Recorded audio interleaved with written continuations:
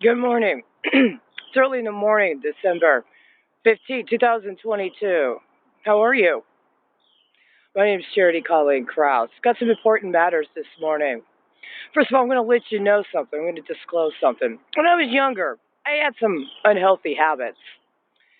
My father was a big Pepsi drinker. I used to drink his Pepsis, right? He'd buy Pepsis. I started drinking Pepsi. At some point in time, my father complained about how much Pepsi I drank. By the time I ended up getting a job, I decided for myself, in order to distinguish between my father's and his Pepsi, now I would buy Coca Cola. Pepsi was for my dad, Coca Cola was for me. Pretty much every morning, I would have a Coca Cola for breakfast. This has been going on for a long time. People who used to know me, I used to tell them this story, including when they would say, you drink a lot of Coca Cola. I did. I drink a lot of Coca Cola. Good thing was when I came to Texas, I had really moderated my Coca-Cola intake. It was down to maybe one or two a day. I used to drink a substantial amount every single day, but something's happened, right? Well, unfortunately, apparently, I've got a bunch of Pepsi obligations I need to fulfill. Hey, how's it going? Yeah, I know. You tried to do that CCP thing with those reverse Yankees, huh? Well, I got wild cherry Pepsi, right? I only got a certain number of them. I'm going to do a countdown. It's important to know yesterday was December 14th, 2022. That is 10 days after December 4th, 2022. I have other videos and I also have other audio filings. We'll go ahead and show you a few things here.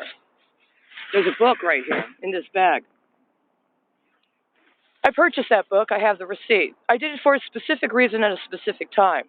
On the day that I purchased that book, I acquired evidence. I have had this evidence ever since. There is more evidence that has been added since that period of time. I acquired that evidence within 20 days of acquiring another book. It had to do with safety measures. People and families could engage in the event that there was an act of biological or chemical warfare terrorism. I ended up acquiring a second book that was authored by a former senator, or at the time he was a senator who was also a medical doctor. Both of those books I understood would be suitable in terms of an emergency preparedness kit for one's home, but also in terms of understanding the policy implications, not only predating September 11th, but also post September 11th, when it came to protecting individuals and their families from acts of chemical warfare or biological terrorism.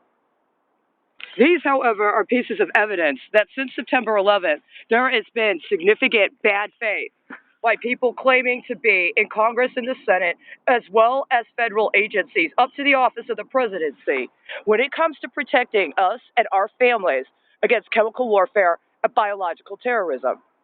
Now, yesterday, I acknowledged a video I created.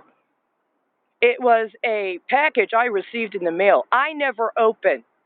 I had it in my file cabinet under lock and key with, among other things, a number of security documents in a closet, in a room, in a place. It was under triple lock and key for a reason.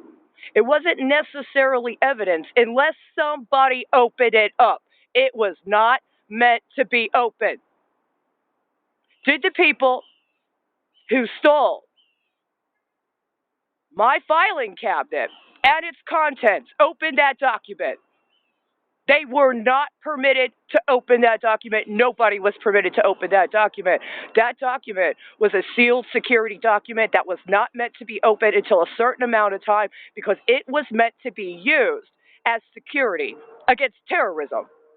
Now, some might call that insurance. The thing is, I have a book from 2001, prior to September 11th of 2001, about insurance. The date on that book is not off from that date right there. And not only that, but I demonstrated yesterday how. I've done everything I needed to do. But what has not been done is charges have not been brought against Senator Ted Cruz and the first 43 and then 44 senators that supported his bill allegedly awarding members of the United States military that participated in the assassination of Colonel Soleimani. Why? Because of what the Senate allowed to happen on January 6th of 2020, followed by what they allowed to happen on January 5th of 2020, followed by what they allowed to happen on December 6th and December 5th of 2019. These are important matters. These are absolutely essential matters. Up until this time, there's been no action on that. My last name is Crouse, not Cruz. But my understanding is that a number of indigenous leaders, including indigenous leaders that were journalists, including radio journalists, were liquidated in connection with weapons contracts that until this day have not been prosecuted. If you keep knocking off the same family line over and over again, and you are prevented from being able to swap your family line out with another one that upon translation sounds similar enough, then your biological warfare regime may just hit your fucking own. I would have had your children removed from you by the end of 2019. You would never have been able to take another oath of office to swear in, but neither would your competitor. Your children would have been safe. The problem is you keep trying to attack mine. My children are safe. This right here is evidence of what I did on December 4th, 2022.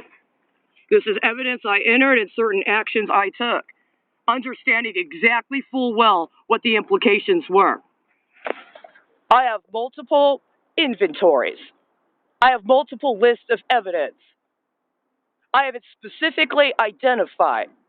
But if you keep trying to extort me into co-conspiring or cooperation with what I've already alerted you I understand are war crimes, I went to your office directly.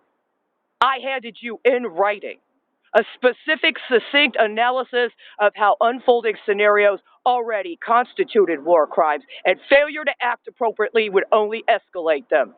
I did that in May of 2017. That is how many years ago? You're on borrowed time as well.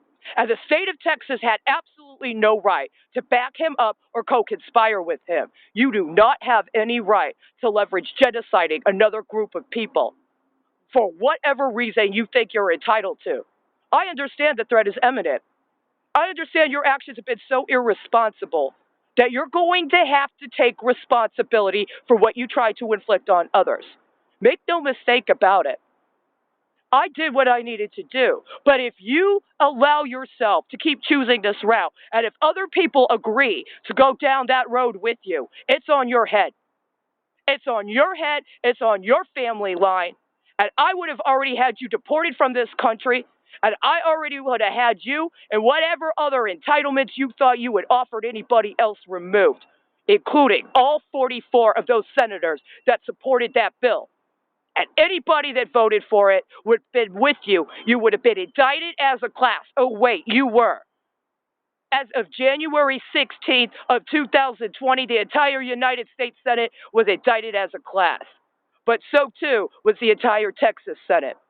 The Texas Senate and the state of Texas had no right to conspire to murder my grandfather, so you could try to swap out my family line to cover up for acts of biological weapons development you had consciously, knowingly, and willingly decided that you were going to engage.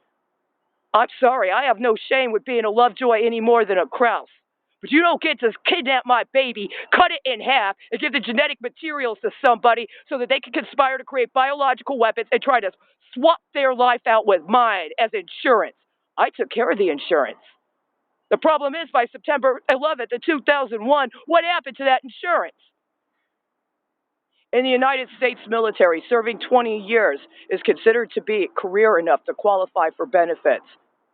But many people don't stop at 20 years. Don't you dare think you're going to get away with this. My name is Charity Colleen Crouse. It's December 15th, 2022.